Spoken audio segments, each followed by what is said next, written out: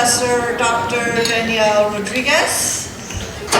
Daniel is the director of the Institute for Transportation Studies at UC Berkeley. He's also in the Chancellor's Professor in the Department of City and Regional Planning, and comes to us, came to Berkeley with education in business and transportation from Fordham, MIT, and Michigan.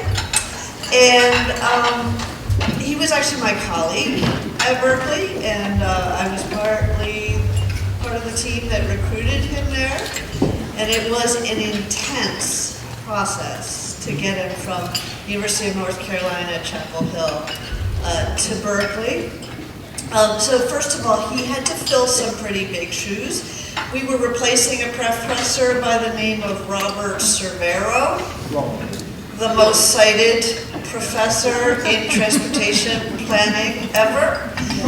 So he managed to reach that level in order to compete for the job. And then we got him to Berkeley, and actually we told him, we want you to actually serve as chair. We're expecting you to do all this kind of administrative work at Berkeley. And so he actually started, when he arrived at Berkeley, volunteering for every admin job you could find, and had a series of leadership positions in the curriculum committees, and served as co-chair of the department. And what was interesting was his approach to all these tasks. So in his research, he's very collaborative. He works across health, economics, travel behavior, transit, active transportation, engineering, a number of different fields. And so we started to notice that as he was leading processes at UC Berkeley, that he would bring everybody to the table, and he would build consensus among all of them, and find a way forward inevitably. And so it was sort of like peace, order, good governance. And we were really mystified about why he had adopted this approach, and then we found out his wife is Canadian. So I kind of think he wants to be Canadian too now. So if you bump into him, in the coffee line, maybe you can give him some hints about the real estate market, about the citizenship process, and maybe we can get him across the border. This is a good time to do that. So with that, I'll turn it over to Daniel.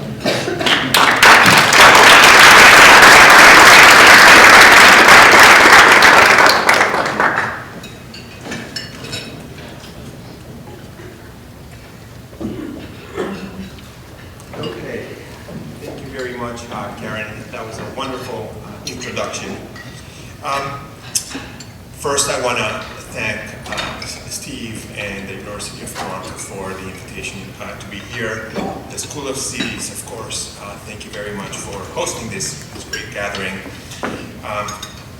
And the Mobility Network Research Consortium. It's great to be here. It's great to see how things are coming together.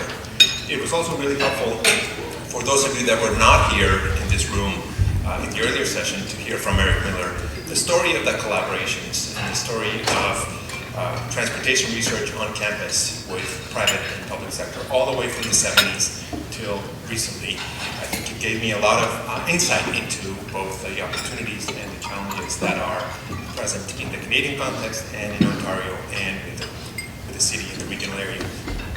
I'm going to talk briefly about my own experience in three different ways. One is participating in various research partnerships.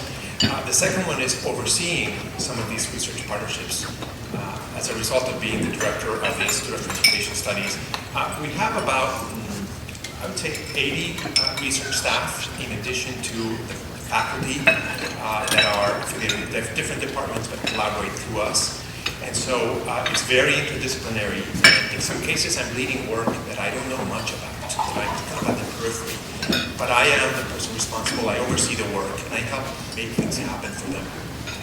And lastly, I also co-lead some of these partnerships with other colleagues. So we've been through the nurturing, the trust, the formation, and then the development and implementation of some of these partnerships. So my comments today are going to reflect pretty much my experience along those three lines. So here's the outline of what I'm going to talk about today. I'll first give you a little bit of context and intro as what I see as sort of the ecosystem for transportation research and how it facilitates and sometimes impedes some of the partnerships that we want to foster and develop. Secondly, I want to talk about those three case studies, kind of the three experiences, participating, overseeing, and leading. And I'm going to present the same type of analysis for those three case studies. I'm going to tell you the background because I think it's always important to provide the context because these are very kind of context-specific partnerships. Then I'm going to describe the arrangement, who is involved, and I'm going to hone in on specific parts of that arrangement. And so again, if Eric described some of the earlier partnerships, I'm going to go kind of in the weeds and focus on how are they working, how do the partners interact, how does that come together in a call for proposals, who reviews what, who in the end authorizes what and makes what decisions, and so on. And lastly, I'm going to talk about the wins, and then maybe some lessons and some adjustments that have been made in the process of implementing some of these partnerships. And I'll end with a very brief reflection. So, going back to, again, Eric's point, I had a similar reflection in terms of where transportation fits within the knowledge ecosystem. And I feel that transportation and generally planning and policy as well, we are mostly applied research field. So we're there to address sort of contemporary problems. We're problems and solutions oriented. And some would couch it as the need to improve the human condition. And that is in contrast to research that might be more focused on research in itself, the creation of knowledge, what we call basic research. Sometimes we take that basic research, and often we do, and we apply it. We apply it to specific contexts. So we might not be designing the chips that help with the processing of computer images, but that is obviously critical to the implementation of automated vehicles.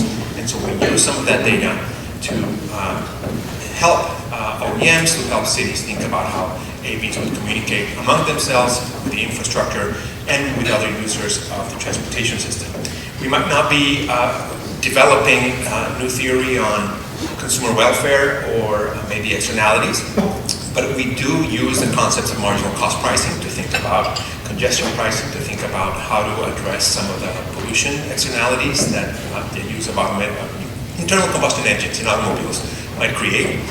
Or we might not necessarily develop the field of philosophy with notions of justice and fairness, but we use them to think about transportation justice. We apply them frequently, we iterate, and we kind of push them forward. So there's also that feedback loop to the basic research that sometimes is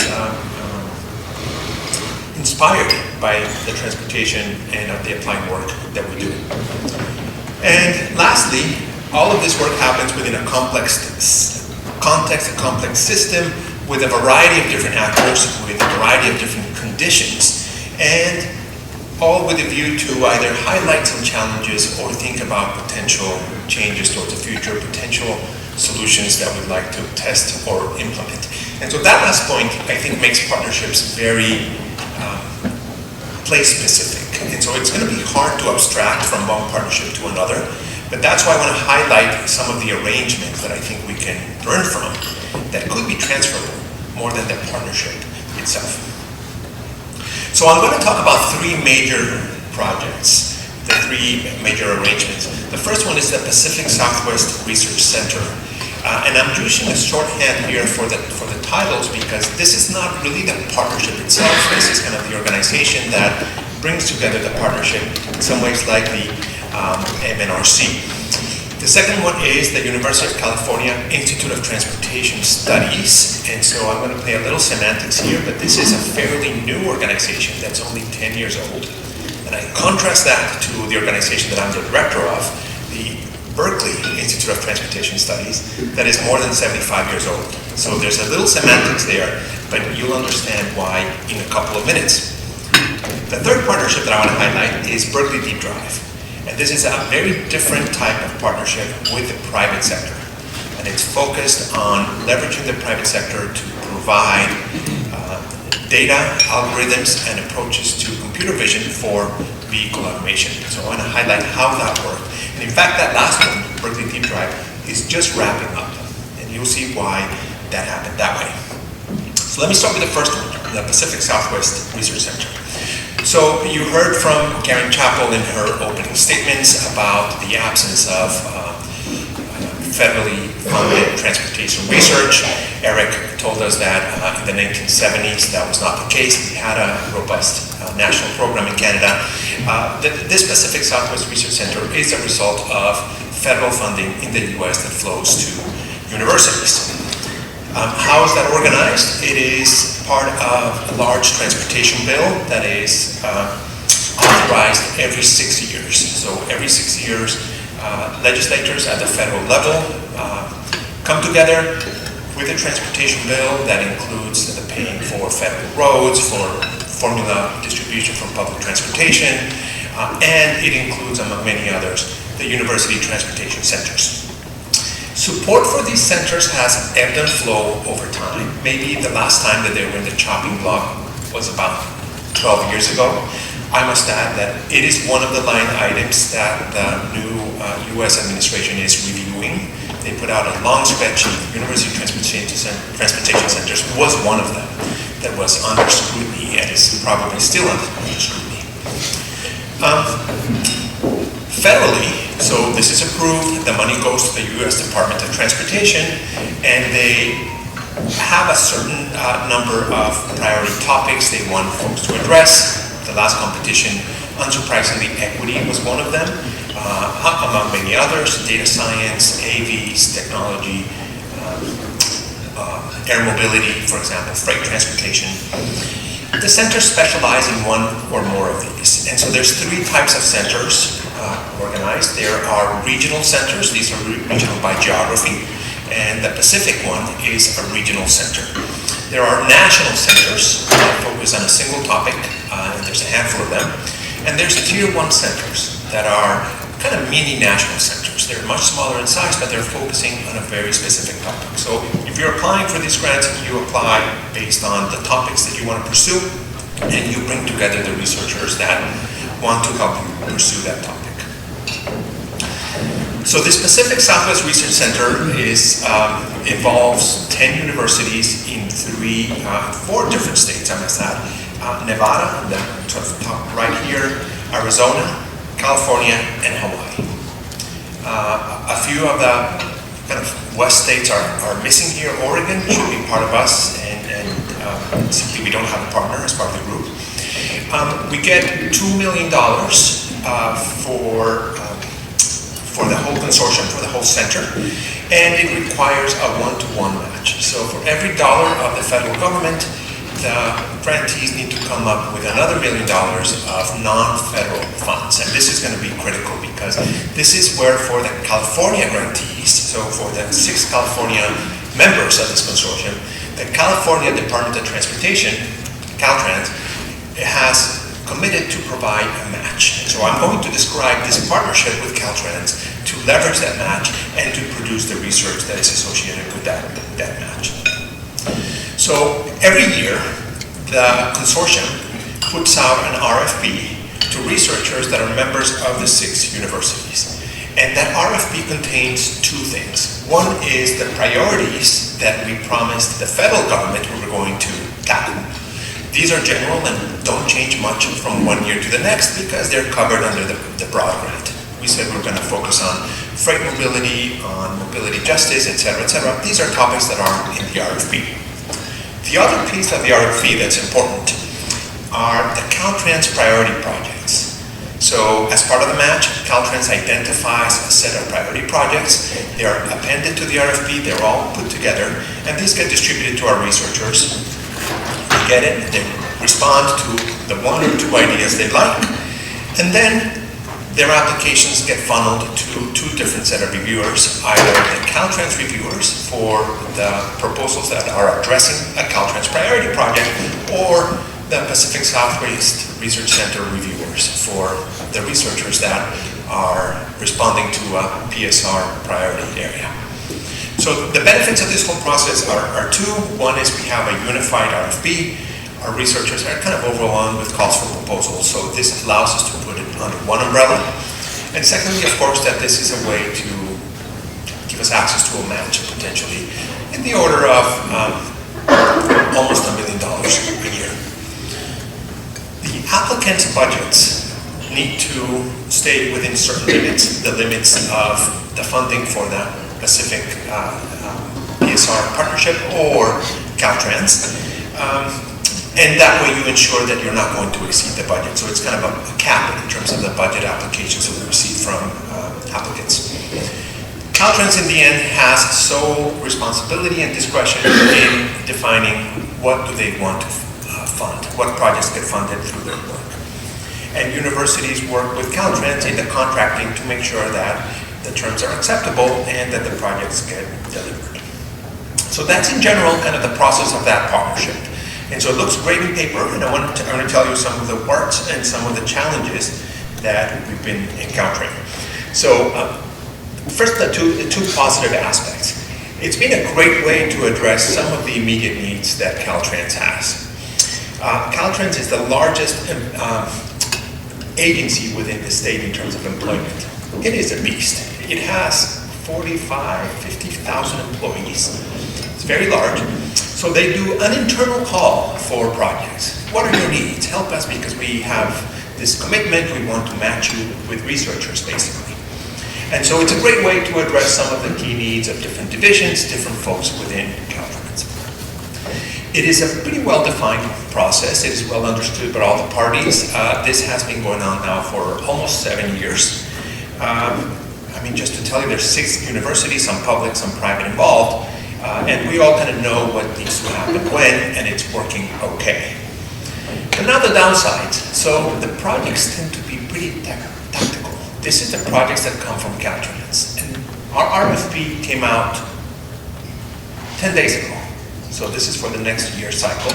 And I highlight 2 here that are kind of emblematic of and maybe a little extreme, in fact, but they make the point of how focused and how tactical they are. Investigating the feasibility and viability of using a wireless, low-power wide area network as an alternative connectivity method for narrowband public transit applications in unserved and underserved communities. Or the second one, the Calexico Eastland Port of Entry commercial vehicle appointment system.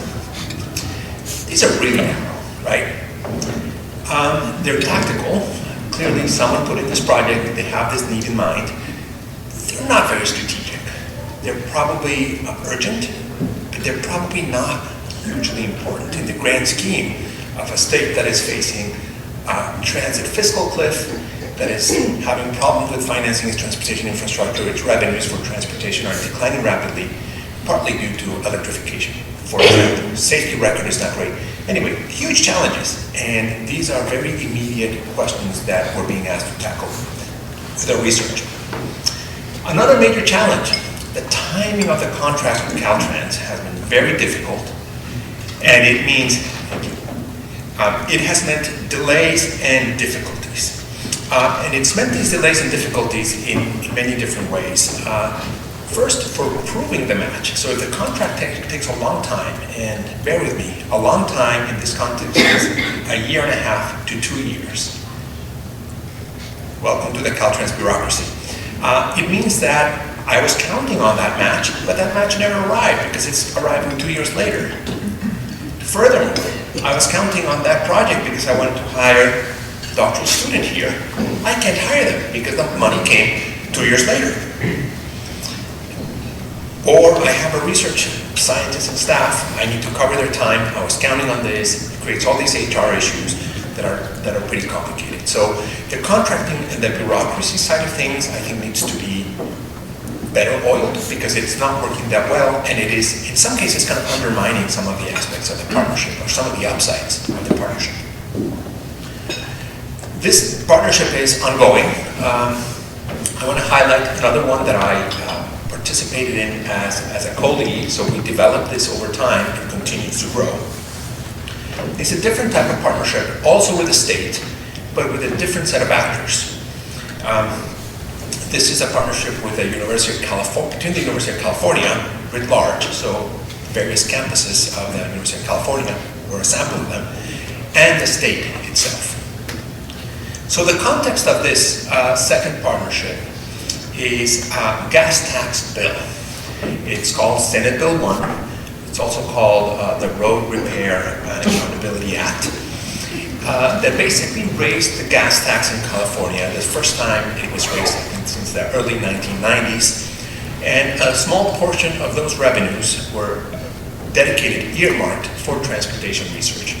The expectation is that over a 10-year period, the gas tax this extra gas tax was going to raise about $50 billion. $5 million a year of those were going to come to 4 campuses of the University of California: Berkeley, Davis, Irvine, and UCLA, the 4 campuses that have a transportation studies center.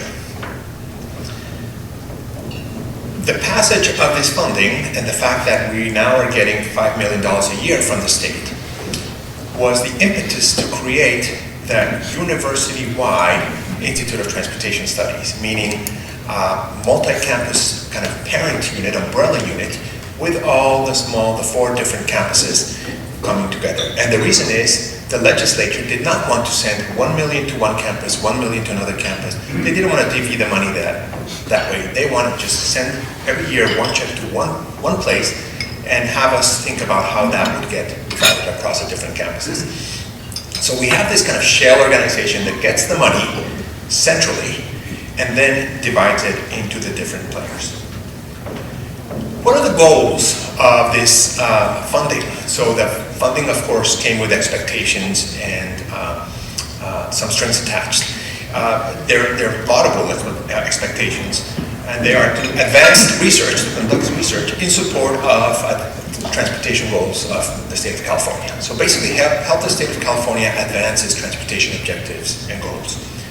Connect researchers to practitioners and policymakers, so also serve as a bridge to connect both, and inform policy. So help us make better decisions in the state. So who are the partners here? The first partnership is, of course, the partnership across the 4 academic institutions. And so we were bemoaning the silos in our universities. That silos, of course, also exist across universities within the same metro area or within the same state, like in this case. The 4 campuses have a long history of collaboration and a long history of competition. Sometimes a history of competition that hasn't been entirely healthy. So we were starting from a low point, and the question is, how do we build trust so that we can collaborate around this unique opportunity? So we established bylaws that were very clear about how decisions were going to be made, about how the money was going to be dispersed, and about how we were going to be rotating, in fact, the directorship of this broad new umbrella organization. So it turns out that we take turns. I am this year the chair of the Council of Directors. Next year, it would be my counterpart, Irvine.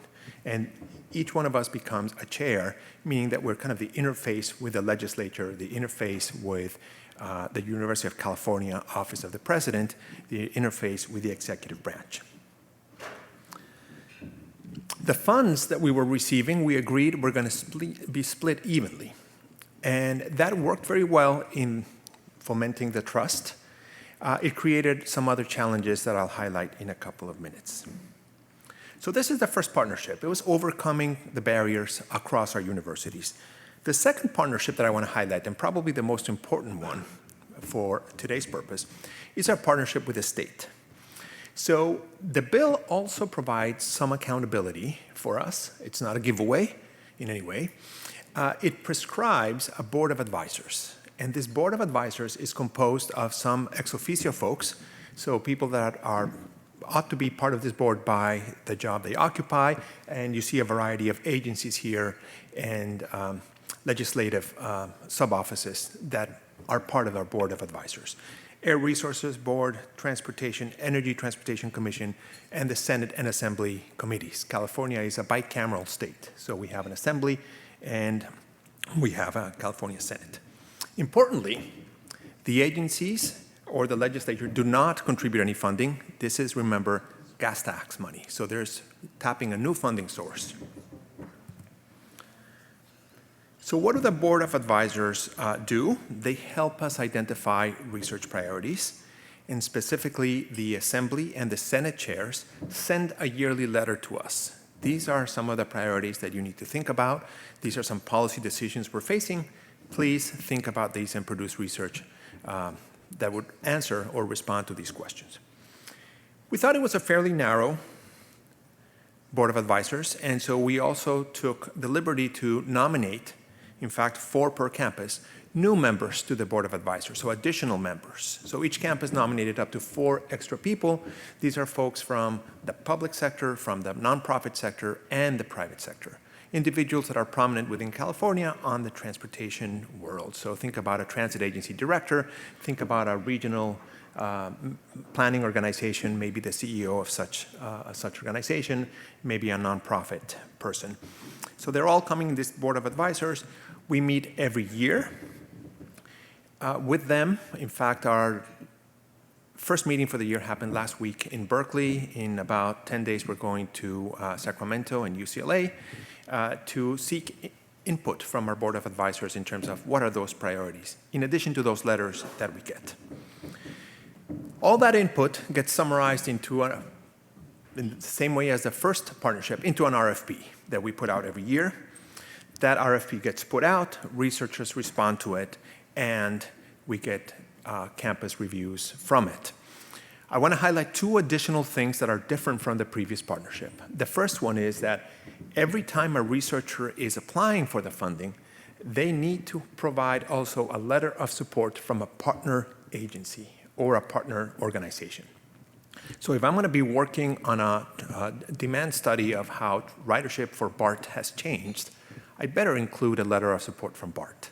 Where I'm thinking about how micromobility is changing first and last mile access for fixed route rail, maybe LA Metro can give me that letter.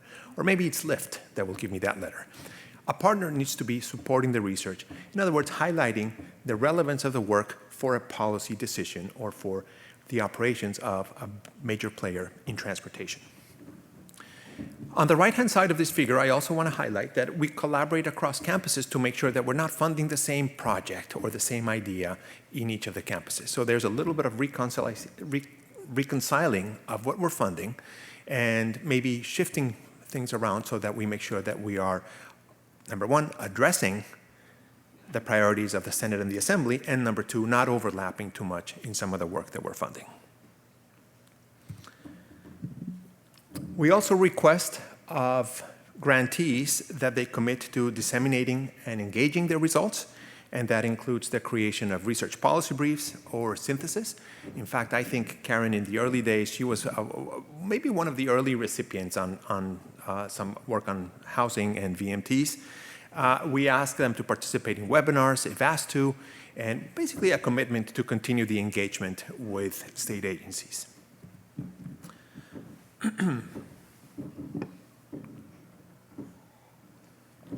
I'm starting to see a pattern here, but the same weakness as the previous partnership emerged.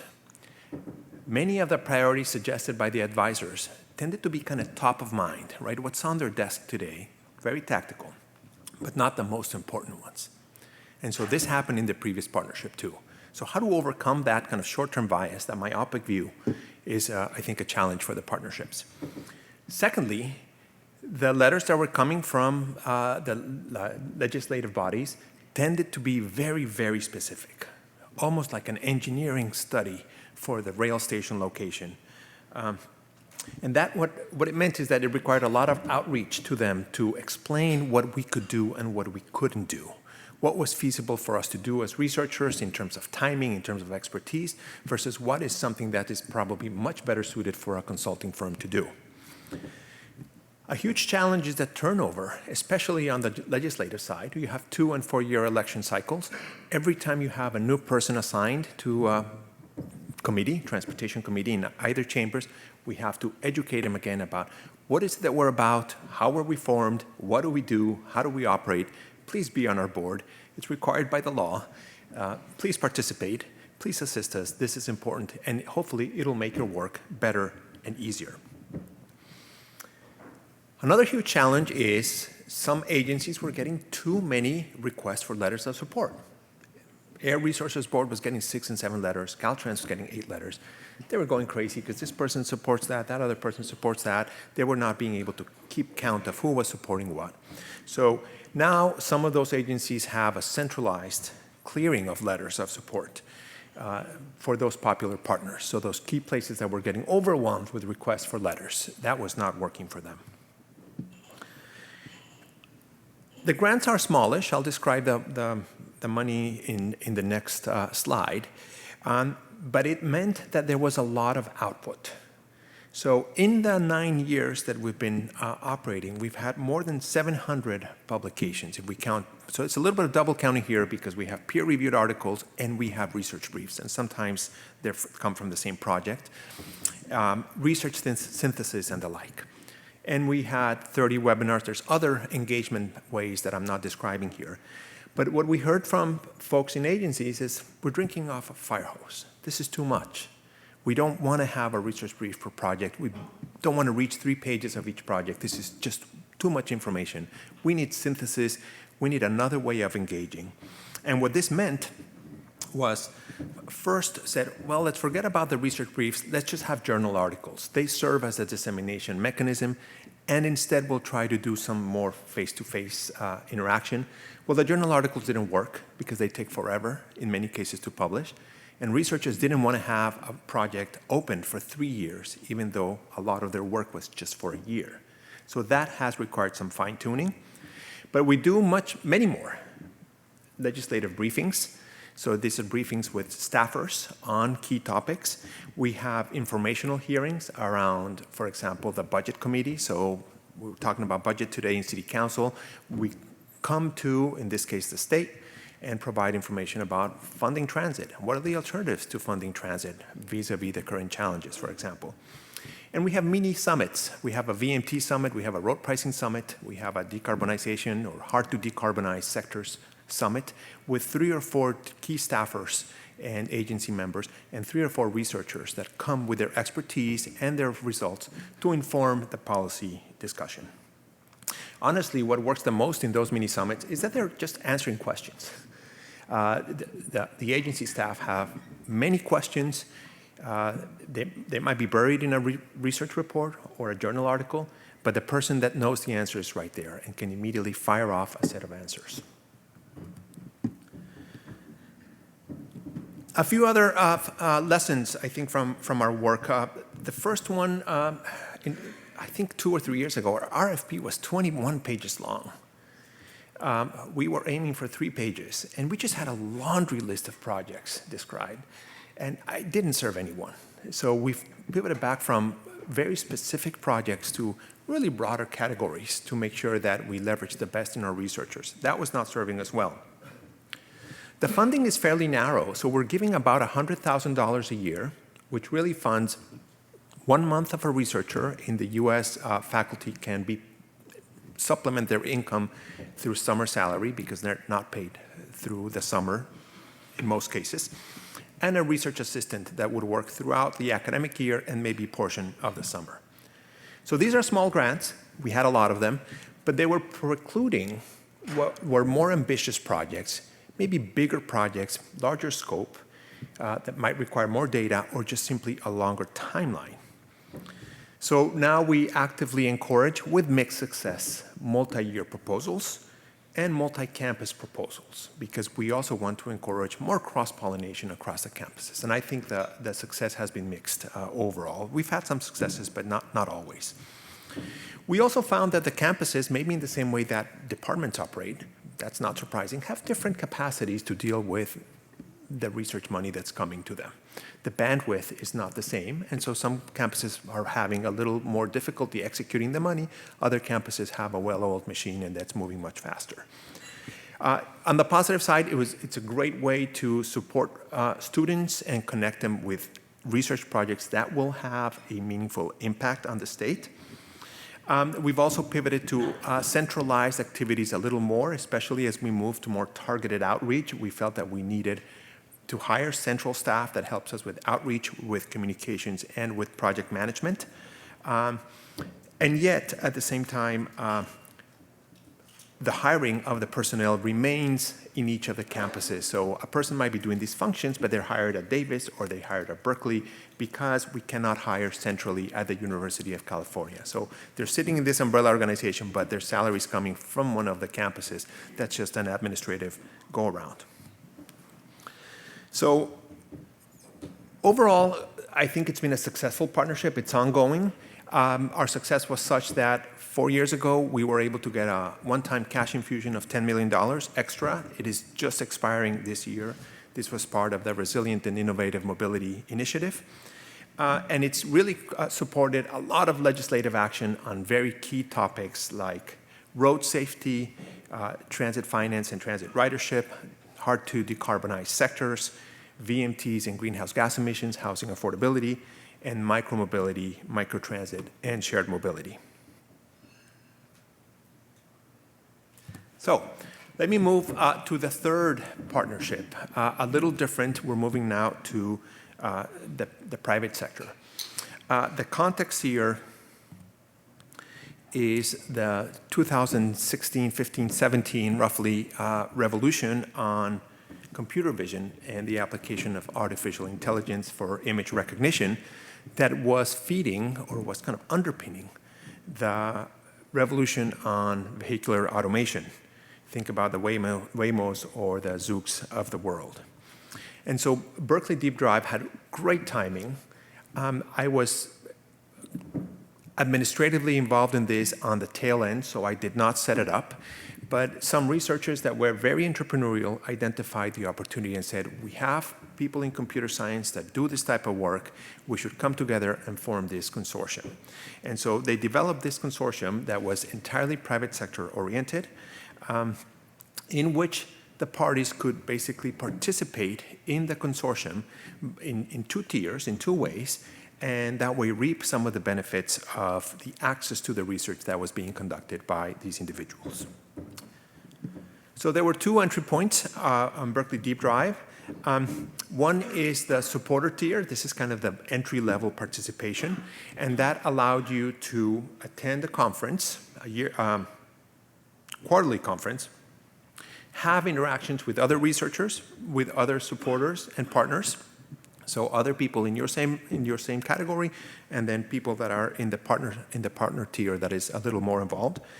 And you had, interestingly enough, access to the student pool. We totally underestimated the importance of access to the student pool. And they wanted access to the student pool, of course, because they wanted to hire the students as soon as they graduated. Some had offers after their first semester of a 2-year master's degree. The partner tier, this is the higher level of participation, had everything that the previous supporters had, but also had much more of a hand in defining the research. So they identified research ideas that were pretty broad. I cite some of them here. It could be object detection. It could be motion trajectory prediction, or AV human interactions, things like that. They wanted to be exposed to a broad set of research ideas because they got to see the responses of the researchers, the ideas. They provide a broad idea, the researchers respond with a much more specific research project. They play a role in selecting what they want to fund and potentially even pooling with others on what they want to fund. And they got early access to the research results. Here you see some of the last year's partners as we were wrapping up. So what worked and what didn't work? It's great that there was a sunset. That worked really well. And I credit this to the private sector orientation. This is not an ongoing center. It had its heyday, it had its moment, it catalyzed, it contributed, and it's now wrapping up. Leftover things are being moved to another initiative that is focused more on artificial intelligence, not on transportation at all, or applications to transportation. It worked, and I know that this is a concern also with UT that is very clear now. IP could stay at the university. The university would not negotiate this. The IP, intellectual property, stayed with the university. And this worked okay because it was a fairly mature industry. I think many of the players knew how this worked. And we're aware that the key here was bringing applications to market quickly. That was the currency for them. It was not so much the IP as being out there first. And so in that way, timing was kind of important. And that raised interest among participants, but also created this competitive environment that allowed us to foster some to that higher tier of participation that involved more funding. The two-step mechanism worked really well, and it was a great opportunity for faculty and students, those that participated, of course. A couple of final points on this partnership. Good ideas didn't get funded, and so that was sad in some ways, because they were not aligned with any partner, or maybe they required too much money, they were too ambitious. And so what happened with those ideas? We don't know. Maybe the researchers moved to something else, maybe they shopped that idea to another funder.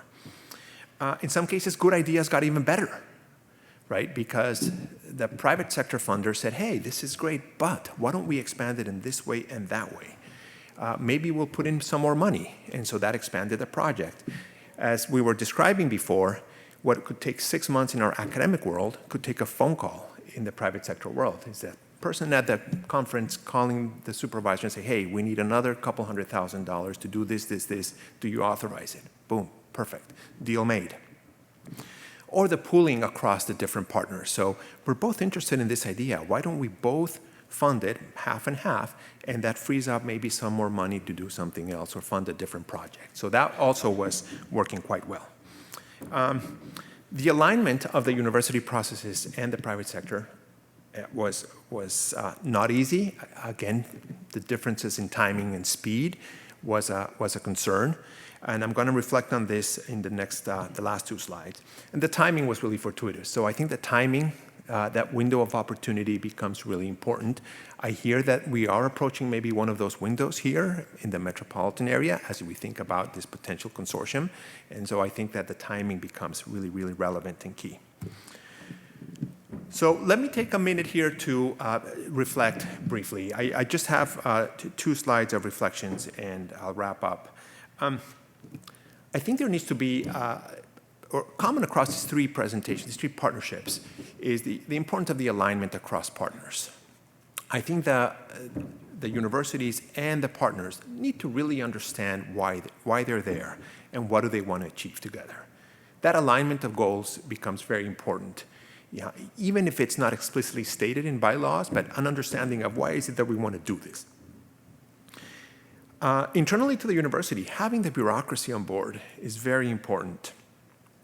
And as I've reflected on these, not so much having support from above, although that helps. So some support from above helps, meaning deans, provosts, et cetera, et cetera. It's more about the middle management, more the administration, and having yes people, which are hard to find because we frequently have a lot of no people. You know, you can't do that, you can't do that. Sorry, that cannot be done. Someone that could help you get things done is very, very important, who's creative about possibilities outside of the very traditional channels that someone would think about. I think it's really important to have a core set of researchers that are very flexible, and this, I cannot overstate this point. It is really important to have researchers that, of course, can do the work, that they're qualified, that's a given, but that are interested in engaging. That's not always a given. Some of us would rather sit behind our screens, right? So that they want to engage, that they want to inform policy. And lastly, that understand that this is a process that's fraught with uncertainty, and so that they're flexible. That they're flexible because there's a delay in the approval, because there's changes in the scope, because there's turnover in the partner agency. And it is particularly difficult for non-academic researchers. So the faculty might have a salary to fall onto, but if you have a research scientist or a postdoc that is counting on this funding, that is a little harder of a request for them. The flexibility moves up to the organization, of course, to the various organizations of the partnership. Every partner needs to be a little uncomfortable. If we all sit in our corners of comfort, I don't think things will happen easily. We need to be a little uncomfortable and make some concessions. Say, okay, we can work with that. We can do things just a little differently, and maybe this will allow us to move things forward. Develop trust in the partnership. I think Eric mentioned this in our earlier session on transparent land use. That trust is very important. The panel mentioned it. Try to socialize, create events for people to know each other so that if you kind of create that relationship, that human-to-human relationship, you don't start doubting the motives for the person, right? You start trusting them and you see them eye to eye in a different way. And lastly, and this is more of a message to the leadership in your cities, in your agencies, at the university, this is really important, impactful research. This is research that will change how our cities operate, will change how people feel in our cities. The beneficiaries are going to be the agencies, are going to be maybe the students, the public in the end. But those of you that are leading the partnerships, unfortunately, will mostly get headaches. You will not get accolades, right? And so it's a selfless act, and you're doing this for the public good. And having clarity about that, I think, is really important because nobody will become famous with this, but you're making things happen for a broader good. With that, thank you. I'll be happy to take some questions.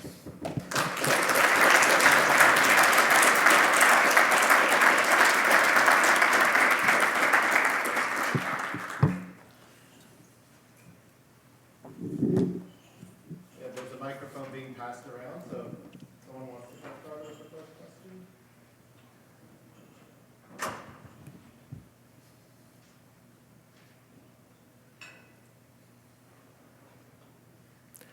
This is what happens when you present after lunch.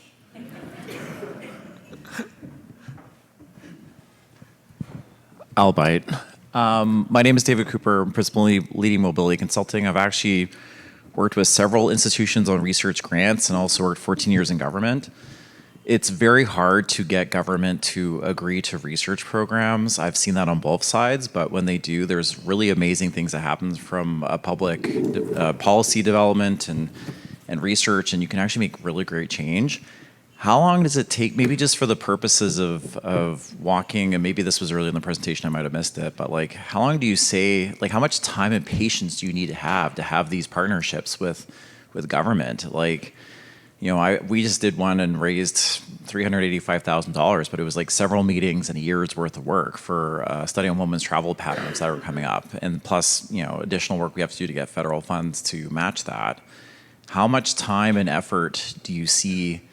I guess what's the cost benefit from the government side, and I guess maybe the from the university side of this, because it's a long, arduous process. Yeah, you're absolutely right. The short answer is a lot of time and a lot of energy, and you in fact kind of hinted at what I was going to say.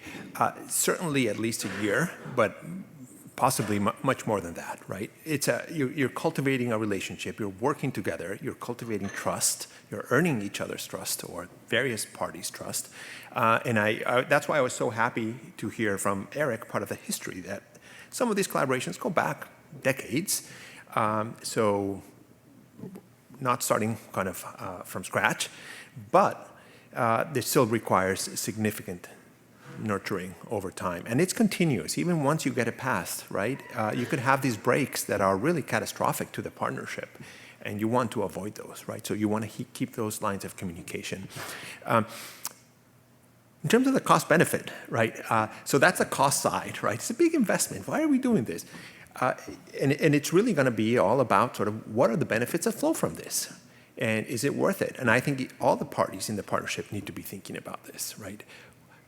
What is the benefit to us, and can we align with this vision? Because if we don't see the benefits, then the next director or the next person would say, "Oh, we're out of this. This doesn't make any sense."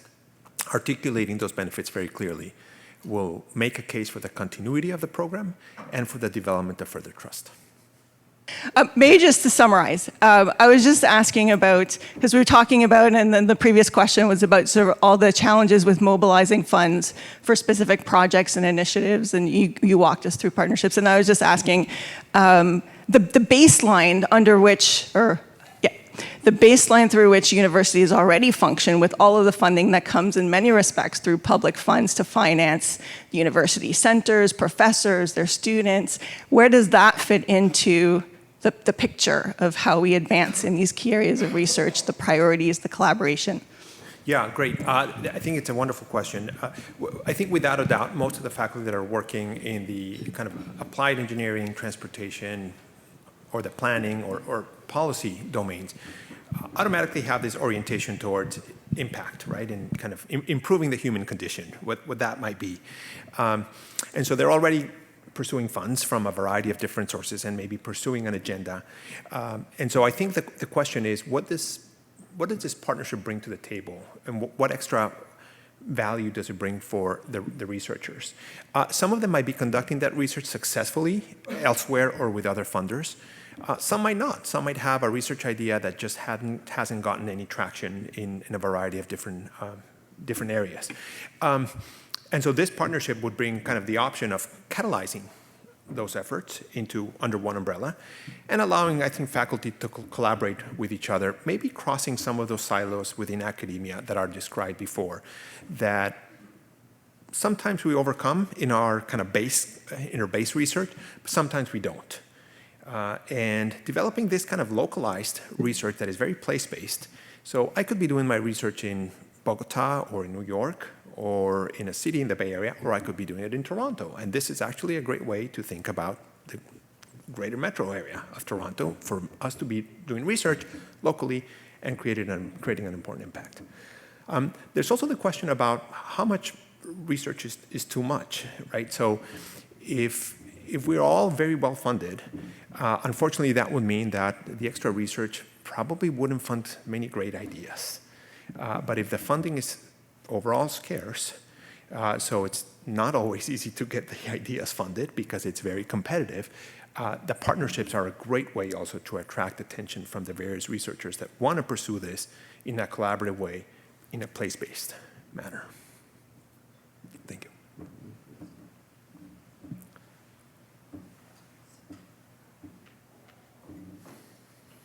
Thanks.